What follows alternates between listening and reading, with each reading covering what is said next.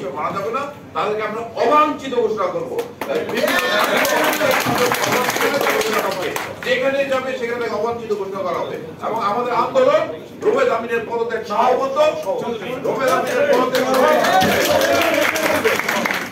আচ্ছা, আমি আছি আমাদের সময় দুটো প্রশ্ন। একটা হচ্ছে যে যারা এখানে আন্দোলন করছেন বা বঞ্চিত বলছেন আপনারা, এক্ষেত্রে আন্দোলনকারীর মধ্যে অর্থাৎ বিএনপি কিংবা জামাত কিংবা অন্যপন্থী তাদেরও সম্পৃক্ততা আছে কিনা, বা সরাসরি তারাও এই আন্দোলনে অংশ নিয়েছেন বা নিয়েছে কিনা, এটা একটা।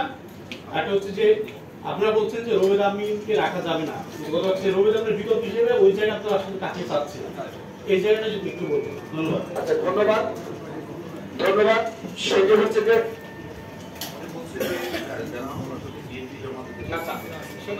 আপনারা জানেন যে সাচিব ছাড়া এবং সাচিবের সেই ধরনের সুবিধাবাদী তাদের ন্যাশনাল ছাড়া, ওই সময় যেটা বলছে আমাদের এক ভাই, সেটা হচ্ছে বাম দলের ছাড়া, কিছু সুবিধাভোগী ছাড়া, বিশেষ করে এই বৈষম্যের শিকার হয়েছে তো তারা, যারা তাদের বিপরীতে অবস্থান করছিল, যারা বাংলাদেশের জাতীয়তাবাদী বিশ্বাসী ছিল, যারা কিছু ইসলাম মনোবাদে বিশ্বাসী ছিল, সেটা এনডিএ হোক, সেটা জাতীয় নেতৃবৃন্দ হোক, সেটা বিএনপির আদর্শ চিকিৎসাবিদ হোক, তারাই তো সবচেয়ে বেশি বৈষম্যের শিকার হয়েছিল।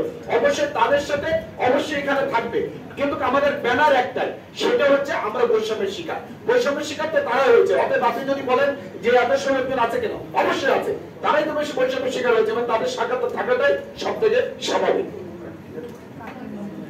আচ্ছা, আমাদের কোনো প্রশ্ন নেই, আপনাদের শুধু একটি কথা বলতে চাই, আমাদের যদি মতামত দেয় আমরা দিতে পারবো, কিন্তু খোঁজার দায়িত্ব তাদের। আমরা শুধু একটি কথা বলতে চাই, উনি কোন কোন ক্ষেত্রে অনিয়ম করেছে, কোন কোন ক্ষেত্রে ডাবল পদোন্নতি দিচ্ছে, উনি সিলেকশন গ্রেড পাস না করেও কিভাবে মনে করা হচ্ছে সেটা দেখেছি। ওনার থেকে অনেক যোগ্য ব্যক্তি বাংলাদেশে এখনো বিদ্যমান আছে, যাদেরকে দিয়ে সুন্দরভাবে এই গণতান্ত্রিক চেতনা আকাঙ্ক্ষার সাথে মিল রেখে সুন্দরভাবে স্বাস্থ্যখাত পরিচালনা করা হবে। যদি এক্ষেত্রে আমাদের সাহায্য চাই আমরা অবশ্যই দেবো, কিন্তু ওনাদের জানা আছে সেটা। একটা সম্পর্ক উত্তর দিচ্ছি আমি আপনার প্রশ্নে। আপনি যেটা বলছেন যে এখানে আপনি খেয়াল করবেন, আমরা কিন্তু বৈষম্য শিকার। যেমন আমি ডাক্তার মোহাম্মদ জিয়াউল করে, আমি সহকারী অধ্যাপক চেস্ট মেডিসিন বক্ষব্যাধি হাসপাতাল, 2004 সালে আমি অ্যাসিস্ট্যান্ট প্রফেসর হয়েছি, আজকে 2024 আমি কিন্তু অ্যাসিস্ট্যান্ট প্রফেসর। আমি 20 বছর থেকে অ্যাসিস্ট্যান্ট প্রফেসর হিসেবে কর্মরত আছি, 20 বছর থেকে এই বক্ষব্যাধি হাসপাতালে, এবং আমাকে বদলি করা হয়েছিল, আমি হাইকোর্টে রিট করে আমি বদলি থেকে আমি আছি। এটা হলো আমার প্রশ্ন। আর আপনি যে কথা বলেছেন, আপনি খেয়াল করবেন, এটা বৈষম্য শিকার কারা হয়েছে? যারা ভিন্ন মতাবলম্বী তারাই হয়েছে, যারা বিএনপি ভারত সহ তারাই কিন্তু সব করতেছে। যারা সাচিব করে, যারা আওয়ামী লীগ করে, তারা তো বৈষম্য শিকার হয় না, তাদেরকে প্রমোশন দেওয়া হয়েছে। আমি যেটা বলতে চাচ্ছি যে আপনার যে প্রশ্নটা, হ্যাঁ আপনি খেয়াল করবেন, গত 2 দিন আগে ড্যাব সংবাদ সম্মেলন করে আমাদের এই আন্দোলন বৈষম্যবিরোধী যেহেতু আন্দোলনকে সমর্থন জানিয়েছে। আপনি খেয়াল করবেন যে আগামী 1 দিন বা 2 দিন পরে দেখবেন যে যেটা এনডিএফ ন্যাশনাল ডক্টর ফ্রন্ট, তারা সংবাদ সম্মেলনে আমাদের আন্দোলনকে একাত্মতা ঘোষণা করবে। কাজে আমরা হলো বৈষম্য শিকার। আমাদের দাবি বৈষম্য সমাজ, বৈষম্য মেডিকেল টেকনোলজি, বৈষম্যের যে নার্স, সবাই আমরা সবাই উপস্থিত।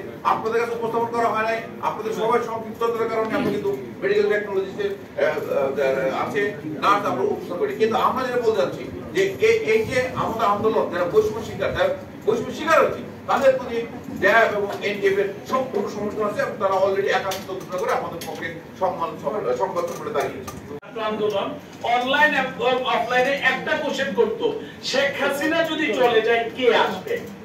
তখন অনেকেই বিব্রত বোধ করছে, অনেকেই বিভিন্ন যুক্তি দিচ্ছে, কিন্তু আমরা দেখছি যে শেখ হাসিনা চলে যাওয়ার পরে সারা বিশ্বের সম্মানজনক কে আসছে এটা তো আমরা জানছি, আমরা দেখতে পাচ্ছি, এবং তার ফসল অলরেডি আমরা পাচ্ছি।